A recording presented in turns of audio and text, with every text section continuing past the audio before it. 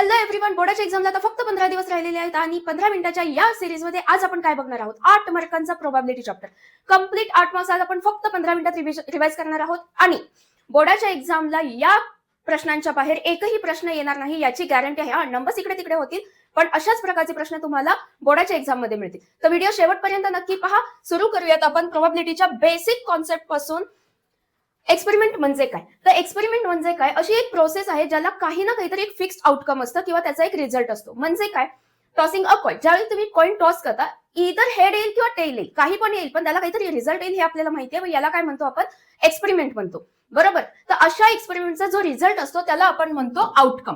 अशा एक्सपेरिमेंटचा जो रिझल्ट असतो त्याला म्हणतो आउटकम. जसं की तुम्हाला कार्ड्सचा सेट माहिती आहे. या कार्डमधून कार्ड उचलल्यानंतर 52 कार्डांमधून एक कार्ड उचलल्यानंतर कोणतं ना कोणतं तरी कार्ड येईल. करेक्ट? तर हे जे कार्ड्स आहेत याला आपण म्हणतो एक्सपेरिमेंट. या कार्ड्स मधून एक कार्ड उचलणं याला म्हणतो एक्सपेरिमेंट. आणि या कार्ड्स मधून एक कोणता तरी कार्ड मिळणं जो रिझल्ट आहे याला काय म्हणतो आपण? आउटकम असं म्हणतो. त्यानंतर सॅम्पल स्पेस म्हणजे काय? तर हा जो आपण एक्सपेरिमेंट केला याचे रिझल्ट आहेत. बरोबर? हे जे रिझल्ट आहेत किंवा हे जे काही आउटकम ऑल पॉसिबल आउटकम्स जे आहेत याला आपण काय म्हणतो? सॅम्पल स्पेस म्हणतो. आणि इव्हेंट म्हणजे काय? इव्हेंट म्हणजे की यातला एक कोणता तरी पॉसिबल जो रिझल्ट आहे तो स्पेसिफिक रिझल्ट किंवा आउटकम याला आपण म्हणतो इव्हेंट. यानंतर प्रोबॅबिलिटी म्हणजे काय? प्रोबॅबिलिटीचा फॉर्म्युला काय आहे हे बघा. ही जी सिरीज आहे टू द पॉइंट सिरीज आहे आणि याच्या बाहेरचं काही तुम्हाला बोर्डाच्या एक्झाम मध्ये विचारलं जात नाही. हा जो फॉर्म्युला आहे याच्यावरती 2 मार्काचे क्वेश्चन्स आहेत, 3 मार्काचे क्वेश्चन्स आहेत आणि एमसीक्यू सुद्धा विचारतात. याच्यामध्ये एन ऑफ ई दिलेला असतो, पी ऑफ ई दिलेला असतो, एन ऑफ एस विचारतात. पण तुम्हाला ह्याचं माहितच नसेल तर कसं काढणार? तर प्रोबॅबिलिटीचं सिंपल एकच फॉर्म्युला आहे. Probability is equal to N of E upon N of S. आता पी ऑफ ई म्हणजे काय आहे? Probability of event. ई हा एक इव्हेंट आहे, त्याची probability N of E. N of E म्हणजे काय? Number of favourable outcomes. आता आपण बघितलं की ई हा एखादा काय आहे? इव्हेंट आहे. करेक्ट? याचं काहीतरी आउटकम्स आहेत, याला आपण काय म्हणतो? हे जे रिझल्ट आहे याला आपण आउटकम म्हणतो. करेक्ट? आणि नंबर ऑफ एस म्हणजे काय आहे? सॅम्पल स्पेस आहे. बघा, हा इव्हेंट आहे किंवा एक्सपेरिमेंट एक आहे. इव्हेंट याचे जे काही पॉसिबल आउटकम्स आहेत याला आपण सॅम्पल स्पेस म्हणतो. करेक्ट? या सॅम्पल स्पेस मध्ये किती आयटम्स आहेत याचा नंबर म्हणजे एन ऑफ एस आहे. त्यानंतर फेवरेबल आउटकम म्हणजे काय? एखाद्या इव्हेंटचा किंवा एक्सपेरिमेंटचा स्पेसिफिक रिझल्ट मागणं, तो म्हणजे काय आहे? एन ऑफ ई आहे. तर एन ऑफ ई काय आहे? Number of favourable outcome. N of S काय आहे? Total number of the outcomes in sample space. Correct? यांचं ज्यावेळी तुम्ही डिव्हिजन घेता यांचा रेशो म्हणजेच काय आहे? त्या इव्हेंटची प्रोबॅबिलिटी आहे. त्यानंतर प्रोबॅबिलिटीची रेंज काय असते? 0 to 1. प्रोबॅबिलिटी ही कधीही 0 पेक्षा कमी नसते, म्हणजे कधीही निगेटिव्ह नसते आणि 1 पेक्षा जास्त नसते. आता हे का सांगते? जर तुम्ही एमसीक्यूज नीट बघितलेत तर याच्यामध्ये क्वेश्चन विचारले जातात की दिलेल्या पर्यायांमधली कुठली प्रोबॅबिलिटी असू शकत नाही. 1/2 देतात, 0.5 देतात, 0.88 देतात. तर 0 to 1 ही एकच रेंज आहे, याच्यापेक्षा वेगळी प्रोबॅबिलिटी कधीही येत नाही. प्रोबॅबिलिटी तुमची कधीही 1 पेक्षा जास्त नसते आणि 0 पेक्षा कमी नसते. त्यानंतर 2 प्रकारचे इव्हेंट्स असतात, इम्पॉसिबल इव्हेंट आणि शुअर इव्हेंट. इम्पॉसिबल इव्हेंट म्हणजे काय? जो कधीही पॉसिबलच नाही. कॉइन टॉस केल्यानंतर तुम्हाला हेड किंवा टेल असे 2च आउटकम्स मिळतील. करेक्ट? तिसरा आउटकम मिळणार नाही. जर तुम्ही म्हटलात की मी कॉइन टॉस केलंय आणि मला त्याच्यातून प्लेइंग कार्ड मिळाले, नाही, हे असं होऊ शकत नाही. याला काय म्हणतो आपण? Impossible event. आणि इम्पॉसिबल इव्हेंटची प्रोबॅबिलिटी ही नेहमी 0 असते, कारण तो इव्हेंट पॉसिबलच नाहीये, त्याचा आउटकम 0च असतं. त्यानंतर शुअर इव्हेंट म्हणजे काय? असं इव्हेंट म्हणजे त्याचं काही ना काहीतरी आउटकम हे 100% येणार, त्याला काय म्हणतो आपण? Sure event. आणि शुअर इव्हेंटची प्रोबॅबिलिटी ही कायम 1 असते. हे एमसीक्यू साठी लक्षात ठेवा. त्यानंतर कॉम्प्लिमेंटरी इव्हेंट म्हणजे काय? हे थोडंसं मी डिटेलमध्ये तुम्हाला एक्सप्लेन करते. समजा ई हा तुमचा काहीतरी इव्हेंट आहे, गेटिंग हेड. म्हणजे ज्यावेळी तुम्ही कॉइन टॉस केलाय त्यावेळी गेटिंग हेड हा एक तुमचा एक इव्हेंट आहे. स्पेसिफिक इव्हेंट बोलतोय आपण कारण स्पेसिफिक आउटकम, स्पेसिफिक रिझल्ट इथं आपण मागितलेला आहे. पण getting not head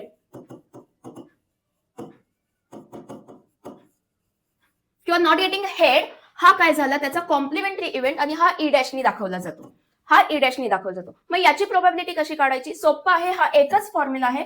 probability of E dash is equal to 1 minus probability of E. म्हणजे काय? तर पहिल्यांदा तुम्हाला ह्याची प्रोबॅबिलिटी काढायची, ई ची, म्हणजे गेटिंग हेड पॉझिटिव्ह जो प्रोबॅबिलिटी आहे किंवा इव्हेंट आहे त्याची प्रोबॅबिलिटी आपल्याला शोधून काढायची आहे.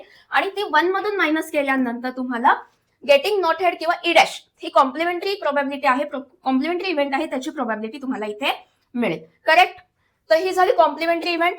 हे असे प्रश्न भरपूर विचारतात, त्यावेळी मुलं नॉट गेटिंग असे शब्द बघितल्यानंतर घाबरून जातात, पण खूप सोपं आहे, काही घाबरायची कारण नाही. एकच फॉर्म्युला आहे कॉम्प्लिमेंटरी इव्हेंटसाठी. यानंतर आपण बघूयात, हे नेहमी लक्षात ठेवा, प्रोबॅबिलिटी कधीही निगेटिव्ह नसते, प्रोबॅबिलिटी कधीही एक पेक्षा जास्त नसते, आणि केअरफुली आपल्याला कुठली गोष्ट करायची तर सॅम्पल स्पेस लिहिणं. जर सॅम्पल स्पेस लिहायला तुम्ही गडबड केलात तर तुमचा प्रश्न पूर्णपणे चुकू शकतो. इथं काही कॉमन सॅम्पल स्पेस दिलेले आहेत, याच्या बाहेर एकही क्वेश्चन तुम्हाला बोर्डाच्या एक्झाम मध्ये मिळणार नाही. हे सॅम्पल स्पेस तुम्हाला ऍज इट इज बोर्डाच्या एक्झाम मध्ये विचारले जातील किंवा याच्यावरती प्रश्न विचारले जातील. हे एवढेच नीट करून जावा, याच्या बाहेर प्रश्न विचारले जात नाहीत. कॉमन सॅम्पल स्पेस आहे टॉसिंग अ कॉइन. एक सिंगल कॉइन ज्यावेळी तुम्ही टॉस करता त्यावेळी त्याचा सॅम्पल स्पेस असतो हेड किंवा टेल. मग इथं एन ऑफ एस काय येईल? 2, कारण याच्यामध्ये 2च आउटकम्स पॉसिबल आहेत किंवा 2च रिझल्ट आहेत. त्यानंतर ज्यावेळी 2 कॉइन सायमल्टेनियसली, एका वेळी 2 कॉइन ज्यावेळी तुम्ही टॉस करता त्यावेळी त्याचा सॅम्पल स्पेस काय आहे? Head head, head tail, tail head, tail tail. म्हणजे काय? हे 2 कॉइन्स आहेत, एका कॉइन होती पहिल्यांदा हेड येईल, दुसऱ्या कॉइन होती पण हेड येईल. सेकंड टाइम पहिल्या कॉइन होती हेड येईल, दुसऱ्या कॉइन होती टेल येईल. थर्ड टाइम पहिल्या कॉइन वरती टेल येईल, दुसऱ्या कॉइन वरती हेड येईल. आणि फोर्थ टाइम ही पॉसिबिलिटी आहे की या कॉइन वरती टेल येईल आणि दुसऱ्या कॉइन वरती पण टेल येईल. तर अशा प्रकारे हा नंबर ऑफ सॅम्पल स्पेस किती झाला? 4. हे प्रोबॅबिलिटी काढण्यासाठी इम्पॉर्टंट आहे. हे असे सॅम्पल स्पेस तुम्हाला 1 मार्क किंवा 2 मार्क साठी सुद्धा विचारतात. हे झालं कॉइनसाठी. त्यानंतर डाईसचे क्वेश्चन्स असतात. डाईस माहितीये तुम्हाला?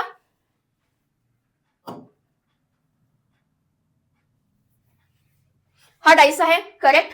तर याचे किती फेसेस असतात? 6 फेसेस असतात. तर याच्यावरती ज्यावेळी तुम्ही हा डाईस फेकता त्याच्यावरती तुम्हाला कुठला नंबर मिळू शकतो? 1, 2, 3, 4. 6 फेसेस आहेत म्हणजे 1 to 6 हे 6च पॉसिबल इव्हेंट्स आहेत. जर तुम्ही म्हटलात की डाईस वरती मला 7 नंबर हवा आहे, 7 नंबर हवा आहे, पॉसिबल नाही, हा काय आहे? इम्पॉसिबल इव्हेंट आहे. डाईस वरती 7 नंबर कधीही मिळणार नाही, 1 to 6च मिळतील. तर ज्यावेळी एक सिंगल डाईस तुम्ही थ्रो कराल त्यावेळी त्याचा सॅम्पल स्पेस काय असणार आहे? 1 to 6. 1, 2, 3, 4, 5, 6 यातला एकच कुठला तरी नंबर येईल. आता हा सॅम्पल स्पेस म्हणजे काय? जे पॉसिबल ऑल आउटकम्स आहेत, रिझल्ट आहेत, आपण एकत्र लिहिले आहेत, म्हणून याला आपण सॅम्पल स्पेस म्हणतो. तर अशाच पद्धतीने ज्यावेळी तुम्ही 2 डाईस एकत्र थ्रो करता, 2 डाईस एकत्र थ्रो करता त्यावेळी त्याचा सॅम्पल स्पेस काय असणार आहे?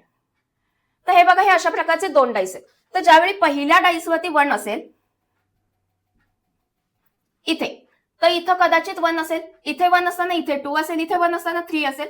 तर अशा पद्धतीने ऑल पॉसिबल आउटकम्स आपण इथं लिहिलेले आहेत.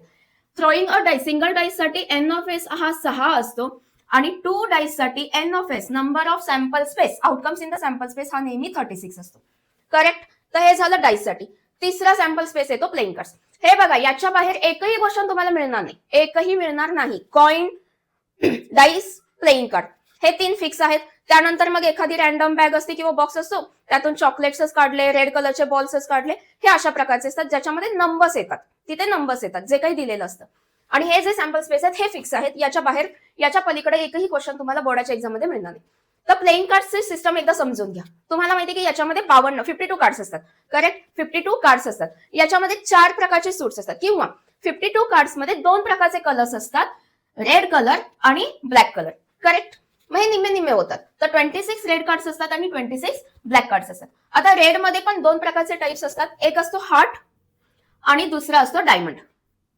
आपण मराठीमध्ये चौकट आणि बदाम म्हणतो. आणि ब्लॅक कार्ड मध्ये सिल्वर आणि एस्पिक. तर क्लब आणि स्पेड्स झाले. तर हे 13, 13, 13 असे 4 सूट झाले आपल्याला. 13 + 13 + 13 + 13 इज इक्वल टू 52 असे टोटल 52 कार्ड्स आहेत. मग आता हे 13 सूट्स जे आहेत त्याचं डिव्हिजन कसं आहे?